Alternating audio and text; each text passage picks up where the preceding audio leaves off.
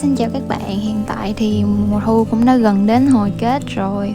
Và mùa thu thì gần lễ tạ ơn và Giáng sinh.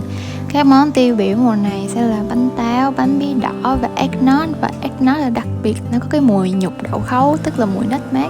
Nên lúc mình ngửi cái mùi nutmeg và rượu Irish cream á, là cứ phải rộn ràng con tim. Tại vì mình biết là ngày lễ sắp đến gần rồi. Trời lạnh buốt thế này, mặc một chiếc áo khoác thật dày và nhâm nhi một chiếc bánh táo nóng hổi, ngắm lá vàng rụng trong mưa bên ngoài cửa sổ thì phải gọi là tuyệt vời luôn. Và ngôi sao của chương trình hôm nay á, sẽ là rượu Irish cream và nutmeg. Rượu Irish cream á, là rượu có vị đắng khá nhẹ và mùi vị chủ đạo là bơ và caramel. Đầu tiên mình sẽ cắt bơ thành cục nhỏ. Bơ nên ở trạng thái lạnh, nếu như bơ khá mềm thì mình có thể để bơ trong ngăn đá 5 phút trước khi cắt.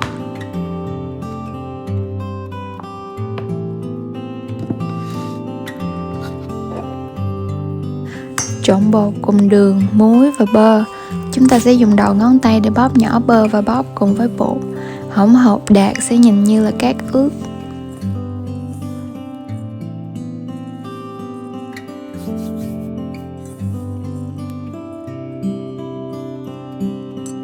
Cho 2 muỗng rượu Irish cream.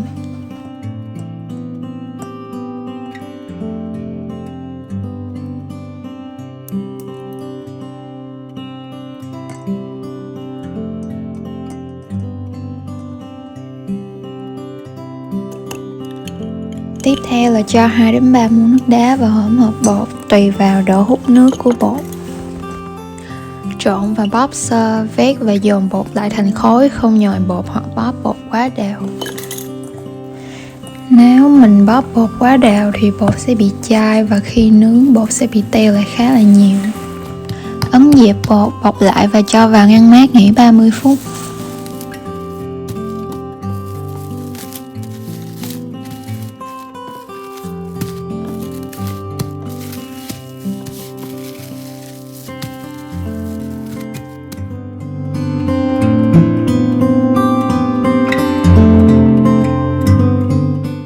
Cho đường nâu và một ít nước lên chảo, khoảng 1 muỗng canh nướng. Sau đó chúng ta sẽ bật lửa vừa.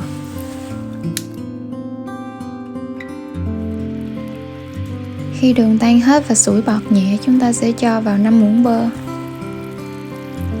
Khi bơ tan hết, hỗn hợp sôi vừa nhưng không trào, ta sẽ cho muối. Khuấy đều, tắt lửa, sau đó cho vào 80ml rượu Irish cream và nutmeg.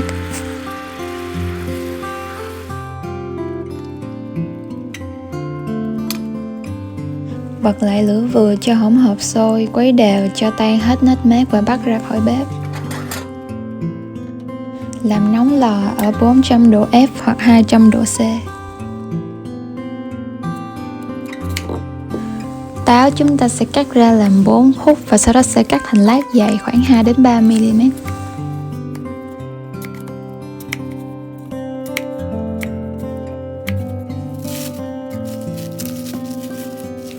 Bột sau khi nghỉ thì đem cán mỏng còn 2 đến 3 mm.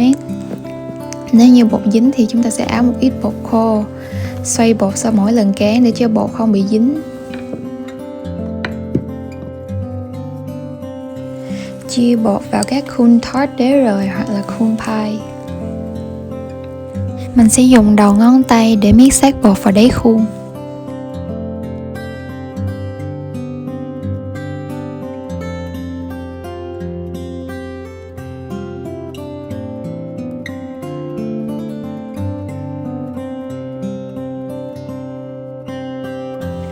Nếu như bạn xài khuôn tart thì bạn sẽ dùng dao để cắt đi phần dư trên đầu. Còn nếu như bạn xài khuôn pie thì bạn để dư một chút bột cũng không sao, bởi vì phần đó sẽ được nướng rất là giòn.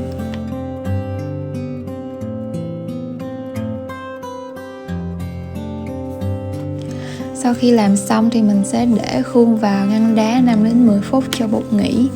Sau đó thì lấy nĩa và chọc vào đáy khuôn để cho lúc nướng bánh không có bị phồng. Rồi sẽ xếp táo vào bánh.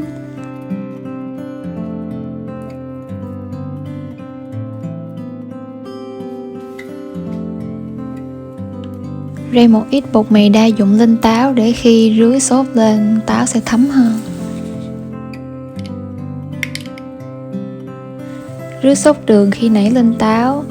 Nếu sốt đặc thì hâm nóng lại bằng lò vi sóng trong khoảng 5 đến 10 giây, chia đều sốt giữa các khuôn.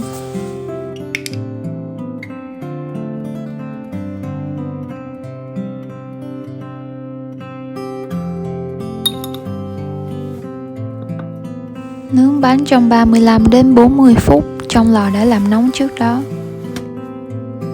Nồi bếp của mình đang rất là thơm mùi bơ, mùi bột, mùi caramel và thêm cái nutmeg nữa, nó cho ra cái mùi y chang sữa eggnog luôn. Nếu các bạn muốn biết eggnog là gì thì các bạn hãy đón chờ video sau nha. Này đây mình sẽ hóa thân là một cô gái mạnh mẽ để đánh kem bằng tay. Ra đánh kem thì cũng khá là dễ, nếu như các bạn muốn đánh đạt thì các bạn chỉ cần đánh nhanh và đánh theo đường chữ G. Tới giờ thử bánh rồi nè. Sở dĩ mình thích pie là vì lúc hồi mình mới qua Mỹ, bạn mình đã cho mình ăn thử bánh hồ đào. Mình không thích bánh hồ đào vì nó khá ngọt, nhưng mình lại rất là thích vỏ bánh vì vừa giòn vừa thơm mùi bơ như bánh quy Leibniz mình ăn hồi ở Việt Nam, chỉ là ít ngọt hơn bánh đó. Nếu như nghiền bánh quy Leibniz ra rồi trộn với bơ và đem đi nướng để làm cái đáy của bánh này á, thì nó sẽ không có cái vị nguyên thủy như lúc mà mình ăn cái bánh quy khô. Lúc mình ăn thử phần vỏ dưa của cái bánh lớn khi nãy mình vừa mới làm chung với cái mẻ này á, thì đây đúng là cái vị mà mình đang tìm luôn. Cũng nhờ vào đó mà tự nhiên kỷ niệm của mình cùng bạn lại ùa về như hồi mình mới qua Mỹ. Còn phần nhân á, thì có vị của táo và sốt caramel mặn, béo béo, ngọt ngọt và cộng thêm mùi toffee từ rượu Irish cream nữa. Quá đủ để cho mình hài lòng trong cái thời tiết co ro này rồi.